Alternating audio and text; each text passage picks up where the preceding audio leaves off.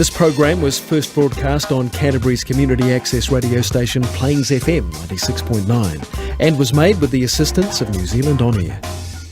It's time for Emergence News on Plains FM 96.9, citizen-made radio.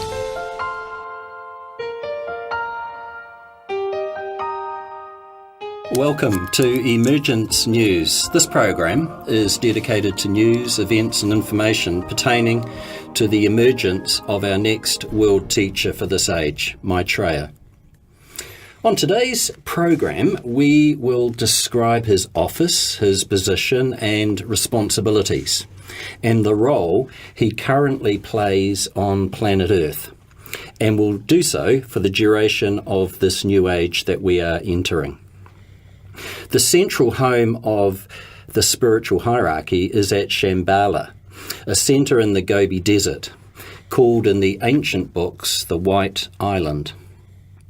It exists in etheric matter, and when the race of men on Earth have developed etheric vision, its location will be recognised and also its reality admitted. Several of the masters of the spiritual hierarchy are in physical bodies, and they dwell in the Himalayan mountains. Some of these masters are in seclusion, far away from the ways of men. But the greater number, and this is increasing all the time, are scattered all over the world, dwelling in different places in various nations. Most at this stage are unrecognised and unknown, yet each forming his own place, a focal point for the energy of the Lord of the world, and proving to his environment a distributor of the love and wisdom of the deity. A master, a self-realised master of the wisdom, is one who has undergone the fifth initiation. That really means that his or her consciousness has undergone such an expansion that it now includes the fifth or the spiritual kingdom. He or she has worked their way through the lower four kingdoms: mineral, the vegetable, the animal and the human, and has, through meditation and service, expanded their centre of consciousness till it now includes the plane of spirit. So we're going to have a look at the Masters of Wisdom, and in particular, the head of the spiritual hierarchy, Maitreya. John joins me on the program today, and John, this is going to be a particular focus for you today. Yes, I'm going to talk about who is Maitreya, and also, if we get a chance, I'll have a bit of a look through at some of the more highly evolved individuals that our listeners may know from throughout history. So when you say that, you're talking about their point of evolution? Yeah, their point of evolution. Where they and are I on guess, the ladder. I guess if we can have a discussion and maybe we can put some of that in context. So, for instance, we know that Jesus was a fourth degree initiate. So if we can look at him and go, that was a highly evolved spiritual man, then maybe it puts it in context what a fifth degree initiate is, or what a third degree initiate is. So I'm interested in maybe having a discussion around that between the three of us. And the impact that they've made on history. Yeah, very much. And so on today's program, we'll also give you a broader understanding, as John's just indicated, of the journey that we are on individually. A long journey, but one when recognised, helps to make more sense of the events in the world, our place in it, and also our opportunity to contribute towards right human relations in our home, neighbourhood, town or city. And we're seeing a lot of that at the moment in Christchurch and around New Zealand for that matter. One of the key esoteric teachings in philosophy is the subject of harmlessness, and I'm sure we'll touch on that today as well. Also joining us on the program today is Peter, and Peter, you're going to have a close look at initiations 1 through to 4. That's right, Nigel. Yes, I'm going to be looking at where we are and examples of people that have moved on before us, and just looking at our growth in consciousness. And we've also talked in the past on this program about the rays, and that, of course, that's crucial in the individual's makeup. That's right. We need to understand the seven rays and their function, not only amongst humanity, but amongst all the planets of our solar system, and in fact all our universe as well. Well, it's a big subject. I just want to touch on something that I read this week from Alice Bailey. Her master wrote, the problem for the hierarchy, the spiritual hierarchy, and still is how much exact truth humanity can comprehend. Ooh, yeah. And to what extent absolute truth can be presented to their awakening minds. They, the masters, have to decide which aspect of the divine truth will enable man to emerge out of his difficulties and thus move forward on the path of return to God. She writes, they have to know, therefore, at what point on the ladder of evolution humanity stands at any given period. This in itself presents a field of research to the masters. So that's interesting. We're not talking individually here. We're talking about humanity as a collective, Peter. That's right. Collective consciousness. And that's an interesting thing, because we're going to talk about individual points of evolution, but actually humanity has a point in evolution. And that is what the masters are trying to work with on, I guess, that macro level. Because you just mentioned Jesus of Nazareth was here 2,000 years ago, and he was at point 4 on the evolutionary ladder when he was born. Fourth degree initiate. But at that time, the point of evolution of humanity was very different to what it is today. Yes. So, and this is one of the things that's kind of difficult for us to conceptualise, that when we talk about a fourth degree initiate, that's a very highly evolved individual. When you talk about a fourth degree initiate 2,000 years ago, it's even more. Much more evolved. And honestly, I think that if a fourth degree initiate walked in the room now, we would have a real sense of that presence, of that benign, of that intelligence, of that energy, maybe. I think. I don't know. I've never met one, but I think. And Peter's going to talk later about some of the initiates, might be 2 degree or 3 degrees. Yeah. And we might be going, back, several thousand years ago. Well, imagine how powerful they must have been when amongst humanity back then. Yeah. No technology as such back then like what we have today. It's going to be an interesting program. We'll be back shortly with Peter.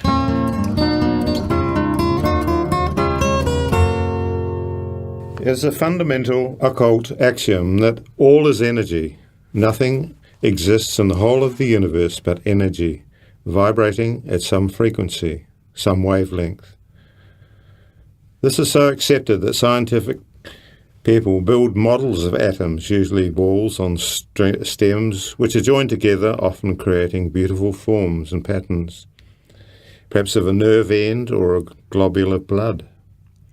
Gradually, we begin to understand the relativity between energy and matter.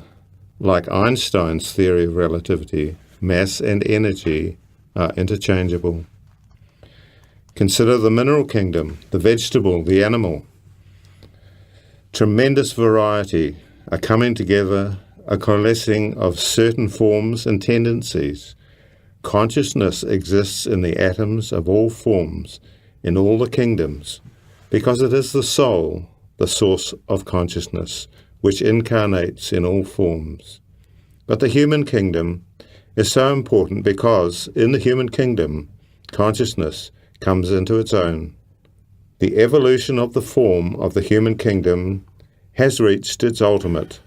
There are a few refinements still to come, the development of etheric vision and the awakening of certain chakras in the human brain, by which means the soul makes its presence felt.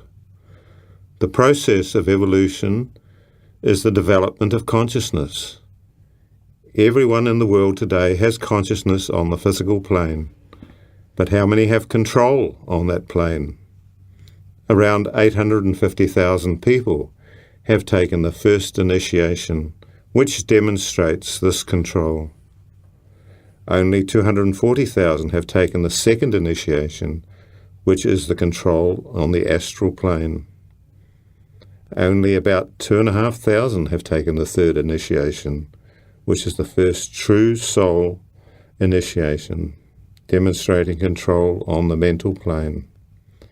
And only about 450 people, our incarnation today, have taken the fourth initiation, as John said, if we met one today, well, we wouldn't really know. It would be a very difficult. It would be overwhelming almost. You would think, but maybe not. I don't know. It's interesting because if there's 450 people at that level, so that's a Krishnamurti, that's a Jesus, wandering around. Why haven't I met one? Should I take that personally? Perhaps they don't know your number. Or perhaps they're not even on cell phones. Or perhaps when they get together in the 4th degree initiate club, they go, let's avoid pickles. Yes, maybe. Or maybe they haven't heard of you yet. You haven't made a big enough splash, John. Indeed. But today, millions stand on the threshold of the first initiation, which we've talked about before. And it will be, in the new age, be taken in halls of initiation on the physical plane in groups, because in this Aquarian age, this is what it's about, is group work, and these initiations, I believe, will be taken in the physical body, whereas today the initiations are taken while we're asleep, for example. Because it is initiation is a soul initiation. It demonstrates the control that soul has on the various aspects of a physical vehicle, which it has incarnated into. It's not initiation as such of the physical body, although that's part of it, but it's the initiation primarily of the soul. The soul is gaining control of its vehicle on that whatever level. Yeah. So it's always aspiration that drives us forward. Even the masters have aspiration to move forward. The path of evolution is the growth of consciousness of succeeding stages.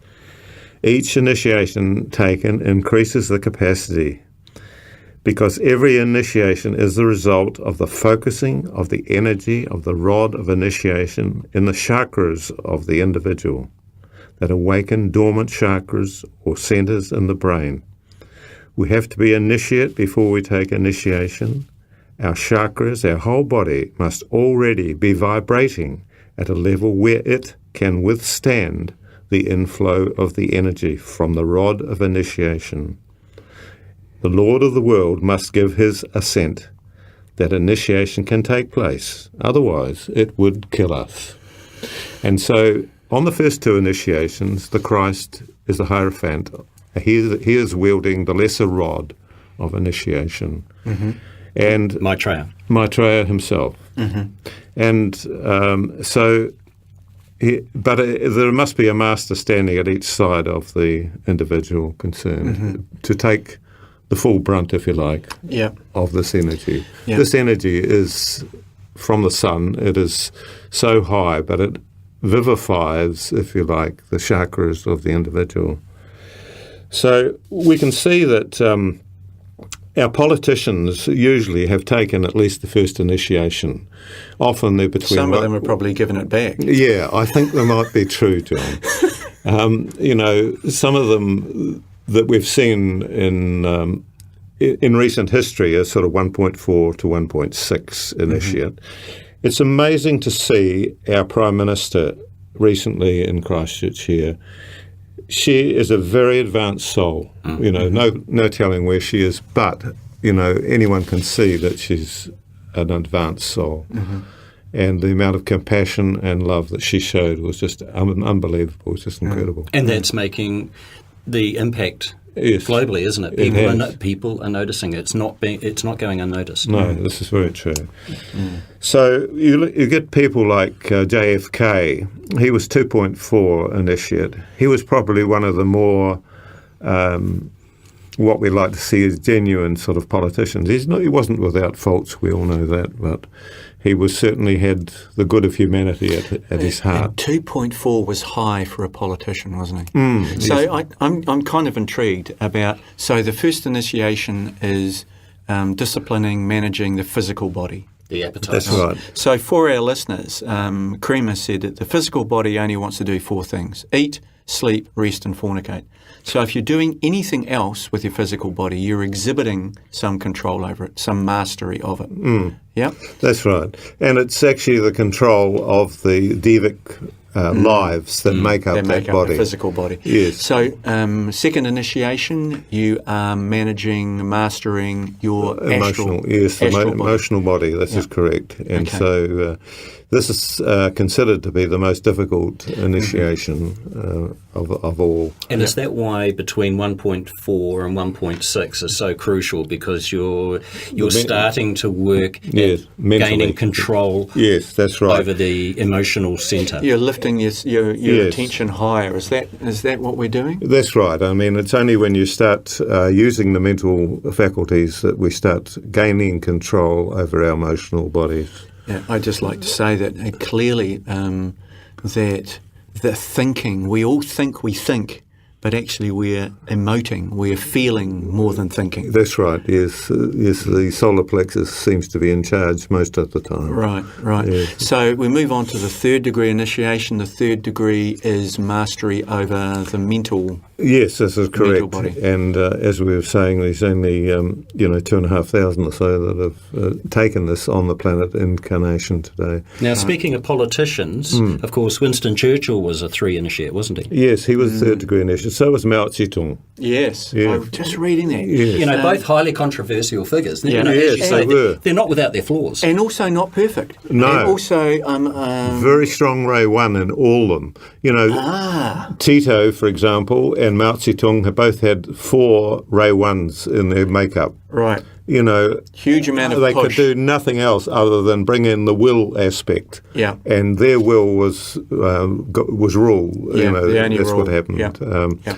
And Churchill had 3 Ray 1s in him as well. Right. And you can see that, some of his comments about hating the destruction of war and this sort of thing, but he just loved it. Yeah. I think the thing that's intriguing about JFK and Churchill, although from a general population they were both quite evolved individuals, 2.4 and a 3, they still were not perfected. No. They still weren't what we might consider saints. No. So my understanding is that once you're past that 3, that's when we could start thinking you might be a saint. Would that be... Well, yes, you need to be taking the third degree to be to actually embody the love aspect in the body. There's no slipping backwards, if you like, from the third degree initiation. Yeah. And that is bringing in the love aspect as well as the mind is under control. Yeah, and I guess the other thing that I've always kind of worried about is that we have this belief that it's absolute.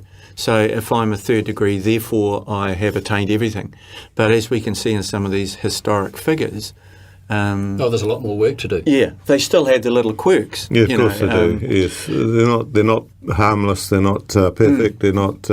But they are movers and shakers in the world scene. There's no question about that. That's a great definition. Actually, you were talking a bit of science earlier, and you referred to Einstein. Whereabouts on the evolutionary ladder was he? Well, he was about 2.2, and so he was not a mathematician, but he intuited his answers. That's right. And yes.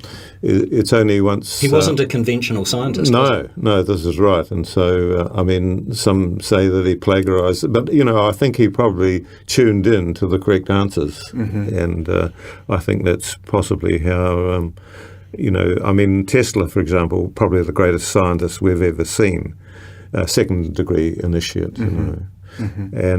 And there's a whole lot of really influential people. Rudolf Steiner was about 2.2. Yes, he was indeed very much huge on the spiritual line on the planet, and huge influence. I'd just like to say to our readers that if you got into Benjamin Creme's book Maitreya's Mission 1, 2 and 3, it's at the back of these books that is the list of initiates, their point of evolution, their ray structure, and this is where we're pulling all this information from. That's so right. as a listener, if you are interested in this, by all means get hold of these books and you can pick up this information as well. Yes, sorry, Peter. It's all the characters of history, isn't it? It's the people that whose names we know of, and they're listed in these books, and we can see. Then we can sort of get a sense of how the initiation process works, and if we haven't achieved any great things as far as civilization is concerned, there's always time. We're probably not a third degree initiate. Thank you, Peter. We'll have a look at Maitreya and his point of evolution and his influence as the head of the spiritual hierarchy next with John. Okay, guys, really enjoying this conversation, and it's been wonderful having you over to my house for coffee, because that's what it feels like at the moment. I was interested in finding out who is Maitreya, and I guess I want to convey to our readers that we are living in the time of an avatar, and that an avatar comes for each age, and we're in the age of Aquarius, and the avatar, the teacher for that age, is Maitreya. That's his personal name. He is the avatar for the age of Aquarius. And he comes now at this time for a couple of key reasons. Firstly, at the end of World War II, there was an outpouring of grief and appeal for help by humanity, quite universally. And like a universal invocation. Yes. Calling out. In fact, I hadn't thought of it like that. Yes, it was an invocation, which Maitreya, as the head of the spiritual hierarchy on this planet, has responded to. Now, at one point, the plan was for Krishnamurti to be the vehicle for Maitreya to overshadow and use as the avatar for this age. But in about 1945, Maitreya decided to come for himself. You mentioned earlier, Nigel, that we're in the process of a momentous occasion. Maitreya, the avatar, appearing as himself and not using the traditional method of overshadowing, is momentous.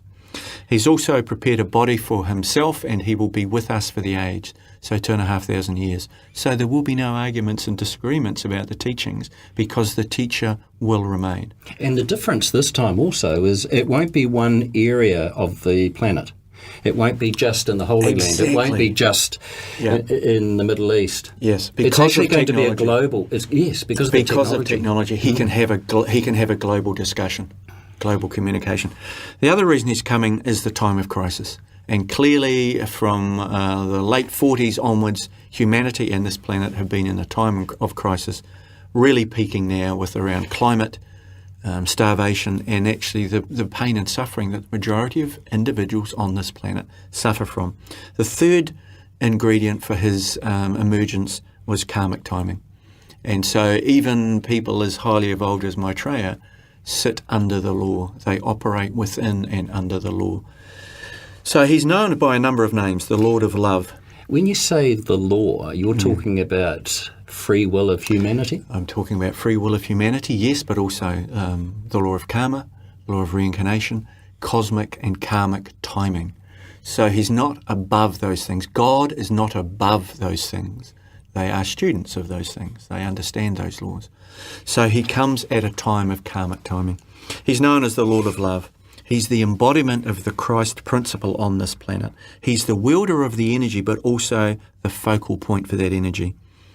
So his title is the Christ. It's not a personal name, it's a job or role held by a master who is qualified to wield this energy. That's his office. He's also the head teacher. So his other role within hierarchy is the instructor.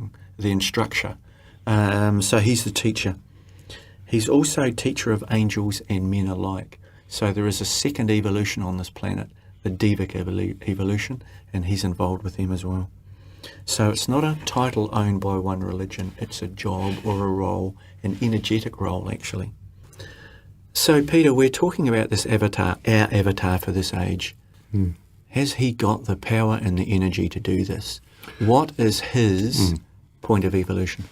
He is actually a seventh degree initiate, and so he has what we call 2 levels of cosmic consciousness.